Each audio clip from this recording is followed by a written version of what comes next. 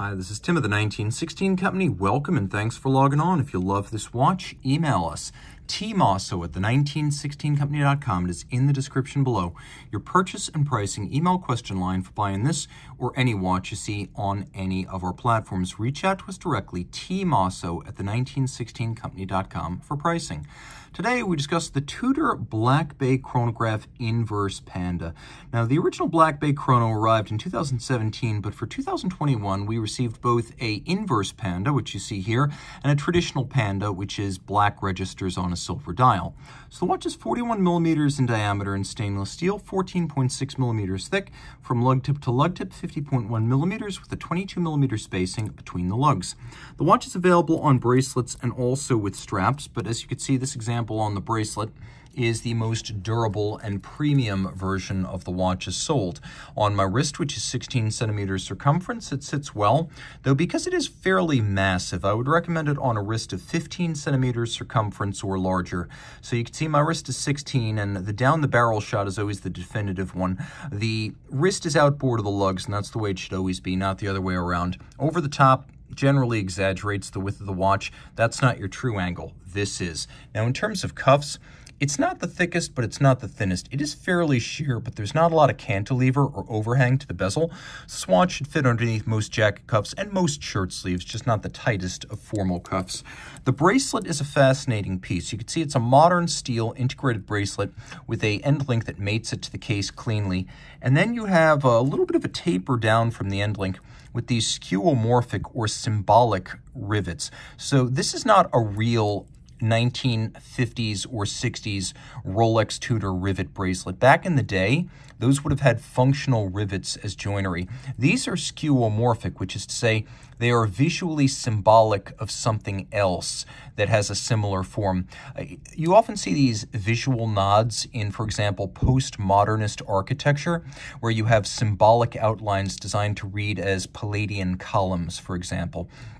The actual assembly here, as you can see, is done with internal pins, and then for the removable links with screws that allow you to quickly fine-tune the size.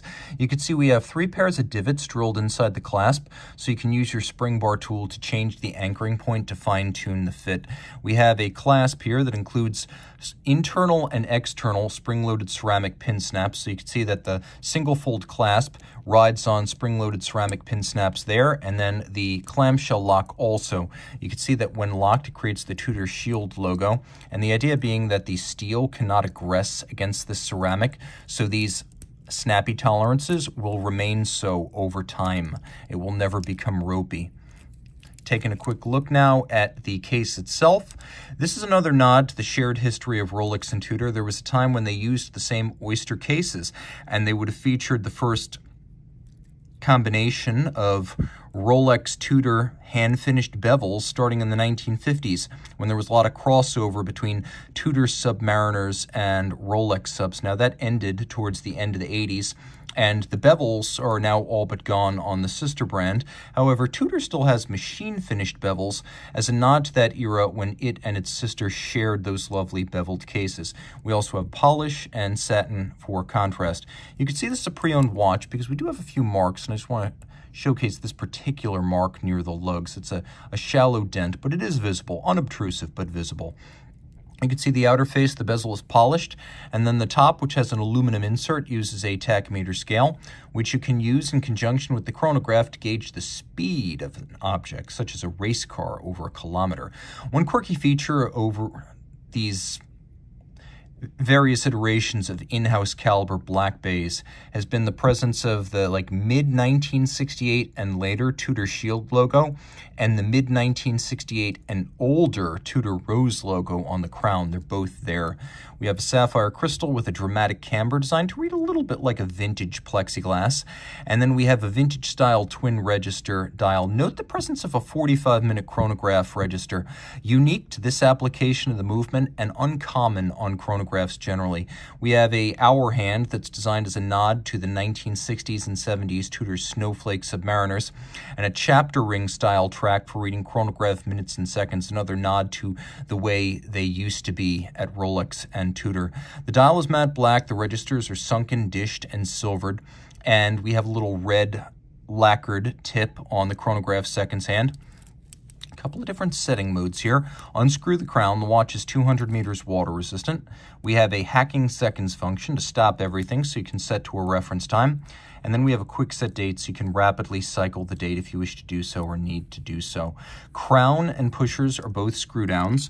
You can't quite see what's inside, but you can guess. As you can see, we have a solid case back over what Tudor describes as an MT5813, which is the twin register date version of the Breitling B01.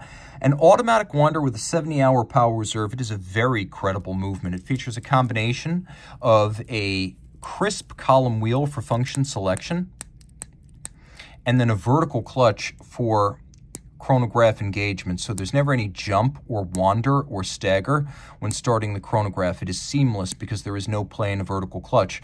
For that same reason, you can leave the chronograph running with no additional wear and tear to the watch, and I really should shout out the quality of the column wheel. It's up there with Rolex's own 4130, the Zenith El Primero caliber 400, even the Dotagraph's caliber L951.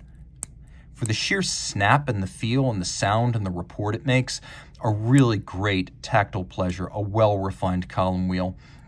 Of course, COSC certified Swiss chronometer, adjusted in 5 positions. Tudor does make some changes. So the Breitling has a 30-minute chronograph register. This is a 45. The Breitling has a metallic hairspring. This features Tudor's anti-magnetic and thermally stable silicon.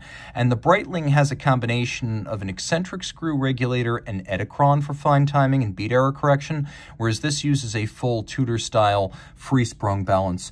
It also has a unique finish that you will only find on this version of the movement. And of course, this is the 41 jewel version, having the twin register and the date. Lots to love. And if you love this watch, reach out to us, Team Mosso at the 1916company.com for purchase and pricing details.